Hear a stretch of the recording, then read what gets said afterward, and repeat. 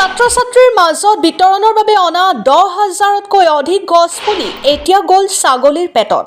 এই চাঞ্চল্যকৰ ঘটনা সংঘটিত হৈছে কয়াকুছি উচ্চতৰ মাধ্যমিক বিদ্যালয়ত। জানিব পৰা মতে ছাত্ৰ-ছাত্ৰীৰ মাজত বিতৰণ আৰু সেউজ পৰিৱেশ গঢ়ি তোলাৰ উদ্দেশ্যে বন বিভাগে বিদ্যালয়খনলৈ যোগান ধৰিছিল 10,000তকৈ অধিক গছপুলি। কিন্তু অভিযোগ অনুসৰি বিদ্যালয় কৰ্তৃপক্ষৰ হেমাহিৰ ফলত গছপুলিসমূহ সময়মতে ছাত্ৰ-ছাত্ৰীৰ মাজত বিতৰণ কৰা নহল। ফলত সংৰক্ষণৰ অভাৱত গছপুলিসমূহৰ বহু সংখ্যক নষ্ট হোৱাৰ লগতে ছাগলীয়ে খাই পেলোৱাৰ অভিযোগ উত্থাপন হৈছে।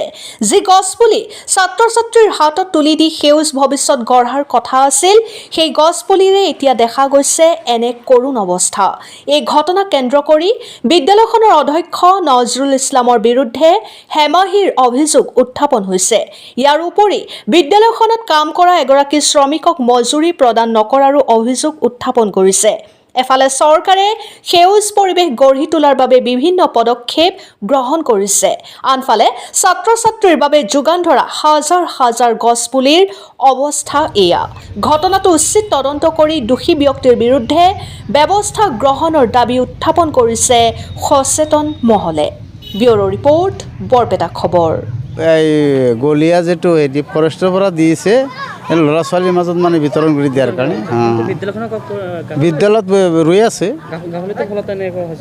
নহয় না নহয় এনেইতো ল'ৰা ছোৱালী অলপ হেৰি কৰিছে।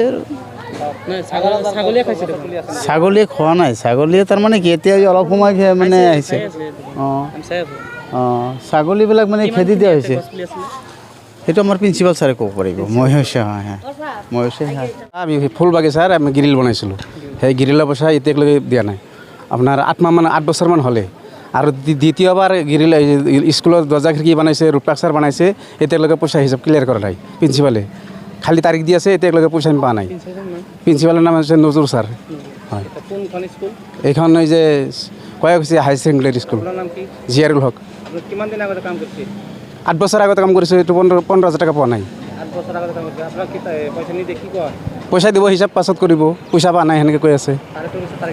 আজি আৰু তাৰিখবিলাক ৰবিবাৰে কালি হিচাপ কৰিব, পিছত 25 তাৰিখ পইচা দিব মোক। ইমানকৈ আপোনাৰ 3 বছৰ ধৰি তাৰিখটো দিয়ে আছে।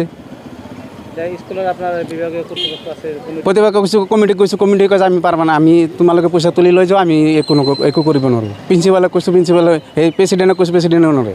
আপুনি জনাৰ মতে এই হাই ছেকেণ্ডেৰী যিজন প্ৰিন্সিপাল আছে, প্ৰিন্সিপালৰ এনেকুৱা লেনদেন আৰু আছে নেকি? লেনদেন একদম লেতেৰা, পূৰা লেতেৰা লেনদেন, তাৰ লেনদেনটো ঠিক নাই। সবাৰ লগতে এনেহেন কৰি আছে। এতিয়া আপুনি ধৰকচোন এজন আপুনি এজন লেবাৰৰ কাম কৰে, আপোনাৰ এনেকৈ ঘূৰাই আছে, তেনেহ'লে আপুনি কি কৰিব এতিয়া? এতিয়া মই আইনী ব্যৱস্থা ল'ব লাগিব। আইনী ব্যৱস্থা ল'ব মই। যদি আপচত নিদিয়ে আমি আইনী ব্যৱস্থা ল'ম।